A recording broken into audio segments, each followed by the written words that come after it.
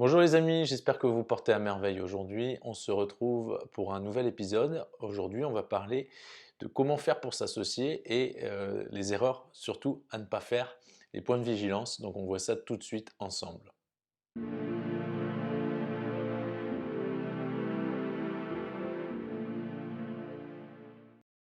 Les amis, je me réjouis de vous retrouver aujourd'hui pour un nouvel épisode. On va parler de comment s'associer et quelles sont les erreurs à ne pas faire quand on s'associe. Je vais pouvoir vous faire partager mon expérience et les erreurs que j'ai faites. Avant de commencer, pour ceux qui ne me connaissent pas, ceux qui sont nouveaux ici, je m'appelle Mathieu, je suis entrepreneur et j'ai créé cette chaîne pour partager avec vous les erreurs que j'ai pu faire, les connaissances que j'ai pu accumuler afin de vous faire gagner du temps et vous éviter les écueils que j'ai pu avoir tout au long de mon parcours.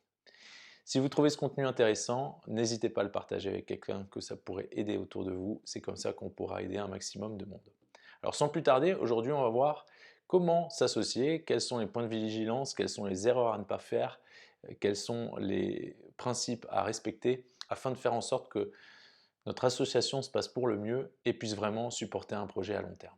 Alors quand on s'associe, on va chercher quelqu'un pour différentes choses. Déjà pour le temps qu'il va pouvoir donner au projet. Également, on va rechercher un ensemble de compétences et de connaissances que l'on n'a pas et qui vont nous aider à faire fructifier donc ce projet. Et enfin, on peut aussi chercher un associé pour du capital, pour de l'argent, pour pouvoir démarrer le projet, avoir la trésorerie, le fonds de roulement qui puisse permettre de démarrer l'activité sereinement. Donc si on prend l'inverse, c'est bien simple. La première des choses à ne pas faire quand on s'associe, c'est de s'associer avec quelqu'un qui a les mêmes compétences que vous. Pourquoi? Parce que déjà, vous n'avez pas besoin de cette personne pour ses compétences, vous les avez déjà. Et souvent, ce qui va se passer, et ça c'est mon expérience qui l'a montré, on va se marcher un petit peu dessus. Et plutôt que de se répartir les tâches, on va un peu se bagarrer dessus, voire plus. Donc pour éviter ça, le mieux, c'est vraiment de définir les rôles en fonction des compétences et des connaissances de chacun des associés. De la même façon, il faut aussi s'entendre sur le temps qu'on va accorder au projet. On peut avoir d'un côté un associé qui, lui, ne cherche qu'à placer son argent pour pouvoir faire grossir un projet et pouvoir en profiter, mais qui ne veut pas y accorder beaucoup de son temps. Ça va être ce qu'on appelle un associé passif. De l'autre côté, on peut avoir quelqu'un qui n'a pas d'argent, mais qui va avoir beaucoup de temps à accorder à l'activité. Et donc, bien sûr, va falloir s'accorder sur le volume de temps et de travail que chacun va donner au projet, parce que si on a des attentes qui sont différentes, ça peut vraiment frictionner.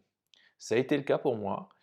On s'attendait dans une association précédente à tous à peu près travailler au même volume. Et ça n'a pas été le cas et ça a créé beaucoup de friction et de tension au sein des associés. Ensuite, troisième chose, c'est le capital, l'argent. Le meilleur des exemples, c'est si un des associés a peu d'argent et des compétences et l'autre associé a beaucoup d'argent mais moins de compétences, ça peut être un très bon mélange. Mais par contre, il faut s'entendre sur la répartition des parts de façon à ce que les deux soient d'accord, par exemple, de s'associer à 50-50, même si l'un apporte plus d'argent que l'autre. Alors, il y a une très bonne façon de régler ce problème si on veut s'associer à 50-50. Prenons un exemple. Deux associés donc qui veulent s'associer à 50-50. L'un d'eux a 1000 euros à mettre dans la société et l'autre a 10 000 euros à mettre dans la société. S'ils venaient à mettre ces sommes ensemble en capital social, on aurait 11 000 euros de capital social. Alors d'une part, ça peut avoir peu d'intérêt, parce qu'aujourd'hui, à moins que vous ayez besoin d'aller chercher un prêt, et certains banquiers, ça les rassure d'avoir un capital social important, ou alors si vous allez aller chercher des clients prestigieux, ça peut également les rassurer qu'il y a un capital social important, mais sinon aujourd'hui on peut monter une société avec 100 euros, 200 euros, 500 euros ou 1000 euros de capital. Donc revenons à l'exemple, un associé à 1000 euros, l'autre associé à 10 000 euros. On a 11 000 euros au total, donc déjà comme on vient de le voir, 11 000 euros de capital social, la plupart du temps, ça n'a pas d'intérêt. Qu'est-ce qu'on peut faire? Comme on l'a vu dans l'épisode sur le compte courant d'associé, ce qu'on peut faire, c'est que l'associé qui a 1000 euros va mettre, admettons, 250 euros dans le capital social et l'associé qui a 10 000 euros met 250 euros dans le capital social. On a donc une société avec 500 € de capital social. Ensuite, l'associé qui a 1000 €, eh bien, il lui reste 750 € qu'il va mettre en compte courant associé, c'est-à-dire que c'est de l'argent qu'il prête à la société. Et de la même façon, l'associé qui a 10 000 €, il lui reste 9 750 €, il va également l'apporter à la société en compte courant d'associé, et quand la société aura la trésorerie disponible, il pourra récupérer son argent. On peut aussi mettre en place une rémunération de compte courant qui est en fait de la même façon que quand vous empruntez de l'argent à la banque, eh bien vous payez des intérêts, on peut mettre la même chose en place pour l'argent que vous avez prêté à la société. L'avantage de ce montage, c'est que déjà on peut maîtriser bien, le capital social, parce que le capital social, on ne le retrouvera jamais, seulement à la dissolution de la société. Donc cet argent, bien sûr, il va être dans la trésorerie de la société, mais on ne le reverra jamais. L'avantage du compte courant associé, c'est qu'on le prête à la société et on peut donc le récupérer quand la société a la trésorerie pour. Net de fiscalité. Donc l'avantage de ce montage, c'est qu'on peut dissocier bien, les parts sociales qui appartiennent à chacun des associés, et donc en gros leur droit de vote correspondant. Si on est associé à 50-50, eh bien, il faut prendre les décisions à deux, sinon ça ne passe pas. Si on est 3, eh bien, il y en a un qui peut avoir 50, 25, 25, ou 33, 33, 33. On peut faire comme on veut, mais l'idée c'est de dissocier le capital, l'argent qu'on peut amener à la société, des droits de vote. Et donc ça permet d'avoir vraiment une association qui peut prendre son sens et où celui qui a moins d'argent ne se sent pas lésé ou ne se sent pas laissé de côté, alors que lui eh bien, apporte en connaissance, en savoir-faire et en compétences. C'est très important parce que l'argent, ça va être l'une des premières raisons qui vont faire chavirer l'association entre les deux associés. Ensuite, la quatrième des choses à faire, c'est d'avoir les conversations qui fâchent avant de commencer, de discuter eh bien, de nos attentes et de ce qu'on attend, et aussi bien, eh bien du projet de la société qu'on est en train de monter, mais aussi du rôle et de la part de travail que va avoir notre associé dans le projet. C'est très important d'avoir ces discussions-là et de mettre les choses à plat, parce que, première chose, si on n'en parle pas, eh bien, il y a des choses qu'on va s'imaginer et qui n'auront pas été dites et que l'autre n'aura pas pris en considération. Il peut y avoir de la mésentente, il peut y avoir des attentes qui vont se transformer en frustration et en ressenti. Donc, c'est difficile d'avoir ces conversations, forcément, mais c'est très important de les avoir avant de commencer, de façon à tout mettre à plat, bêtement, et d'être sûr eh bien, que mes attentes par rapport à toi et tes attentes par rapport à moi correspondent, ou alors on va pouvoir les ajuster, mais au moins on met les choses à plat, on en discute, et c'est très important parce qu'une fois de plus, une fois qu'on est lancé et qu'on est dans l'action, ça va être difficile, ça va générer de la frustration si on n'est pas en équilibre et en accord sur nos attentes. Et travailler avec cette frustration et ce ressenti, c'est vraiment pas ce qu'on recherche, d'aller travailler avec la boule au ventre tous les jours. Et donc la cinquième des choses à faire, c'est qu'une fois qu'on a parlé de ces attentes, qu'on a tout mis à plat, qu'on a eu ces discussions où on peut se fâcher, où on peut ne pas être d'accord, mais au final, le but de ces discussions, c'est de trouver un terrain d'entente où, au final, on s'entend sur eh bien, les attentes de chacun. Eh bien, le mieux, c'est de mettre ça par écrit.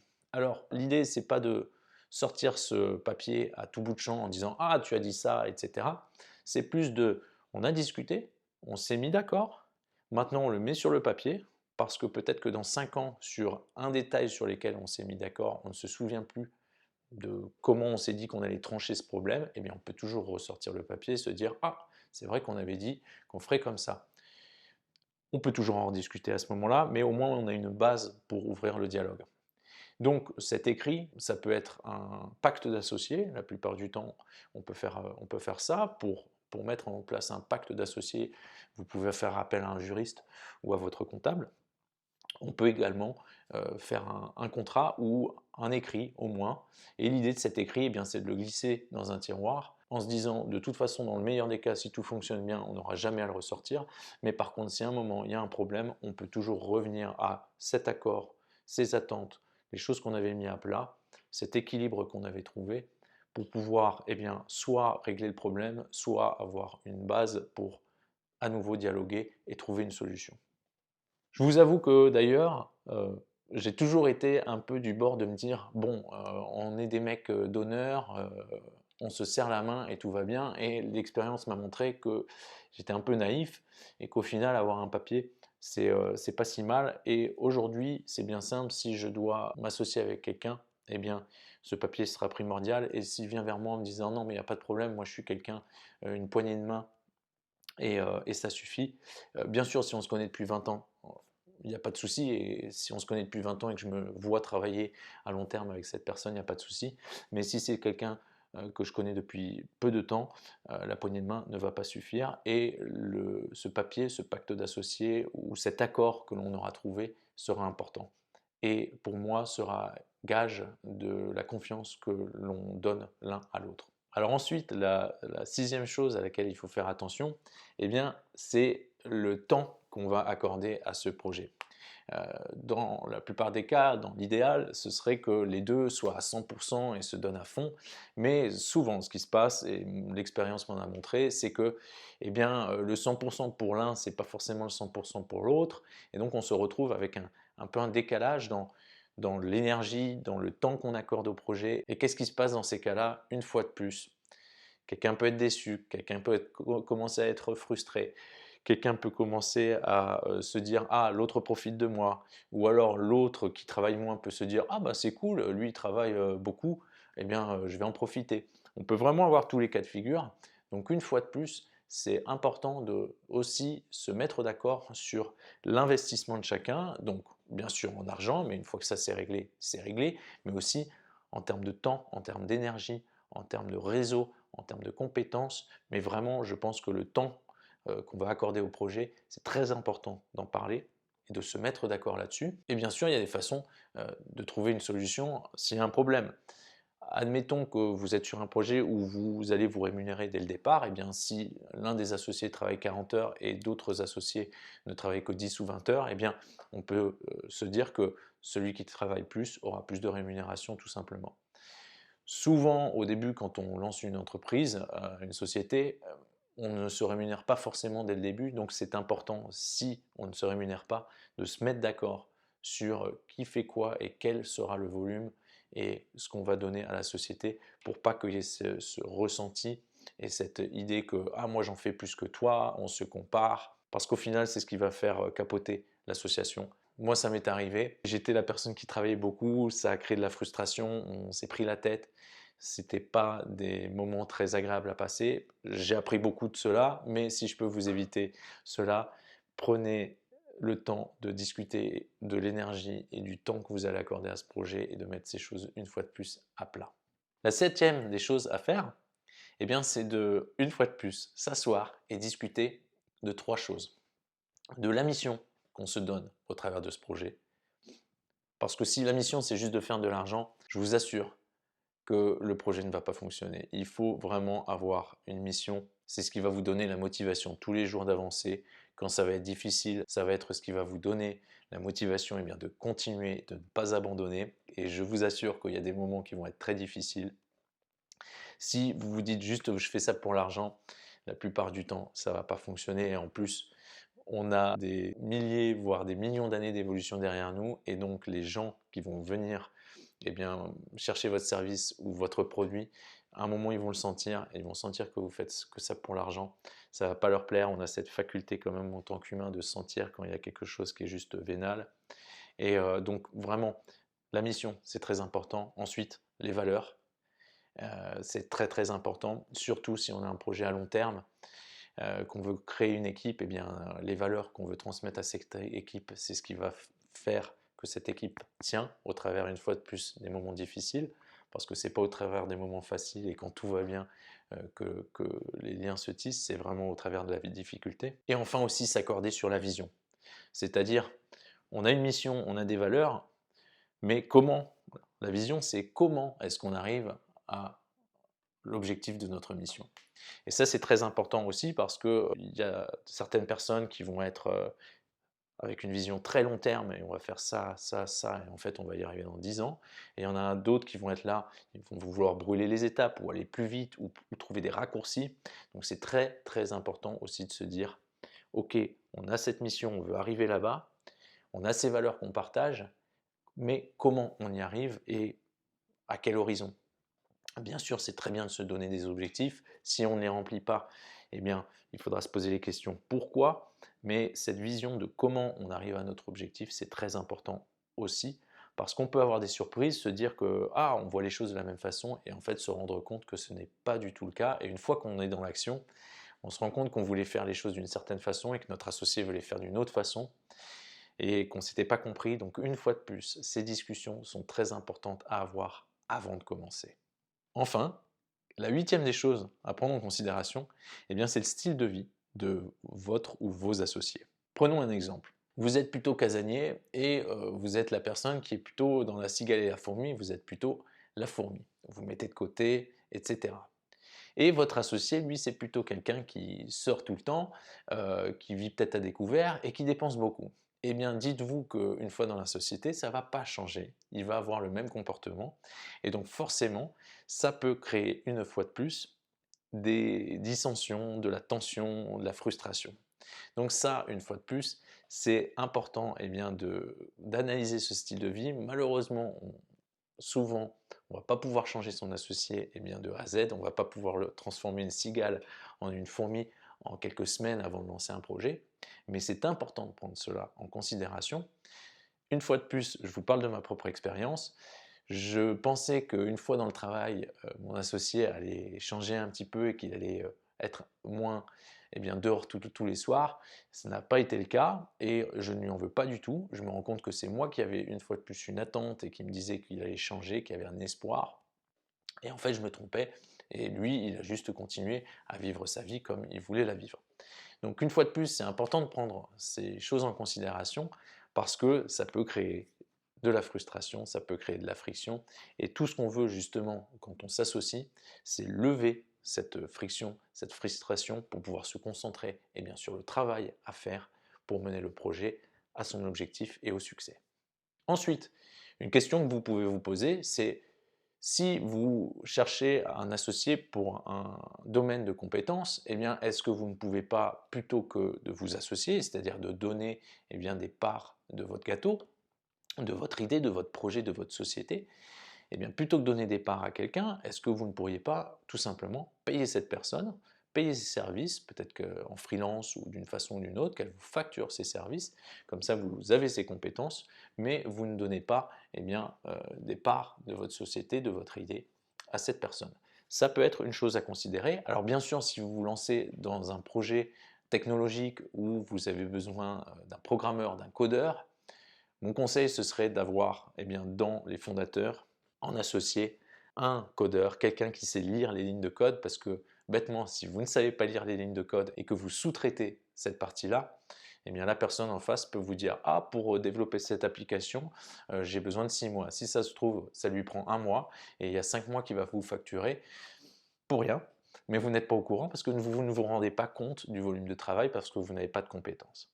Donc c'est quelque chose à prendre en considération, mais si vous vous associez, autre exemple, avec un comptable parce que vous avez besoin d'un comptable pour votre société, ça a peut-être peu de sens et vaut mieux payer un comptable pour la comptabilité et continuer tout seul sur le projet ou avec les autres associés pour leurs compétences spécifiques au projet.